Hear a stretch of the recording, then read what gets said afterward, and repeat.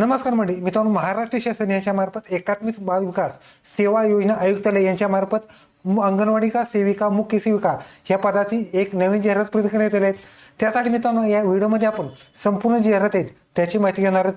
तर व्हिडिओ शेवटपर्यंत नक्की पहा। व्हिडिओ आवडल्यास व्हिडिओला लाईक करा, चॅनलवरती पहिल्यांदा चॅनलला सबस्क्राईब करून बेल नक्की दाबा। हा चढा सुरू करूया। ओके तर मित्रांनो, महाराष्ट्र शासन यांच्या मार्फत जर बोलले तर एकात्मिकता बाल विकास सेवा योजना आयुक्तालय नवी मुंबई यांच्या मार्फत तुम्हाला पदभरती असणार आहेत। यामध्ये प्रति असणार आहेत, विभागीय आयुक्त असणार आहेत, कोकण, पुणे, नाशिक, छत्रपती संभाजीनगर, अमरावती आणि नागपूर ह्या आयुक्तामार्फत तुम्हाला पदभरती असणार आहेत। यासाठी जर बोलले तर विषय असणार आहेत अंगणवाडी का सेविका तर मुख्य सेविका पदोन्नती कोट्यातून निवडली जाणाऱ्या प्रकारातील रिक्त पद भरती प्रक्रिया संदर्भात ऑनलाईन पद्धतीने तुम्ही हा अर्ज करायचा आहे। आता यासाठी मित्रांनो कोणकोणते विद्यार्थी या ठिकाणी हा अर्ज करू शकतात ते सुद्धा आपण पाहणार आहोत।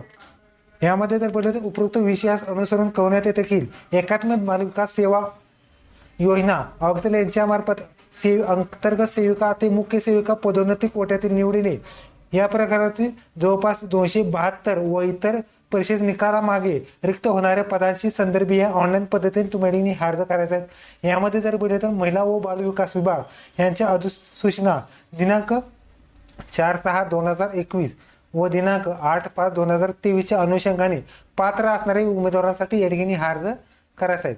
यामध्ये मित्रांनो सदर भरती प्रक्रिया पात्र उमेदवारांचे काही अटी व शर्ती सुधारण्याच्या होण्याच्या अनुषंगाने अंगणवाडी संघटना व निवड सेविकाच्या मान्य उच्च न्यायालय मुंबई व खंडपीठ नागपूर याद्वारे केस दाखल केलेली आहेत। यामध्ये त्यानुसार रिपिटिशन क्रमांक 2147/2023च्या बाबत मान्य उच्च न्यायालय खंडपीठ नागपूर दिनांक 8/5/2026च्या दिलेला आदेश मुख्य सेविका पुरुषिका बाबत तुम्हाला ही जाहिरात असणार आहे। म्हणजे जे विद्यार्थी आहेत किंवा ज्यांची कोर्टामध्ये केस चालू होती त्याचा निकाल या तुम्हाला लागणार आहे।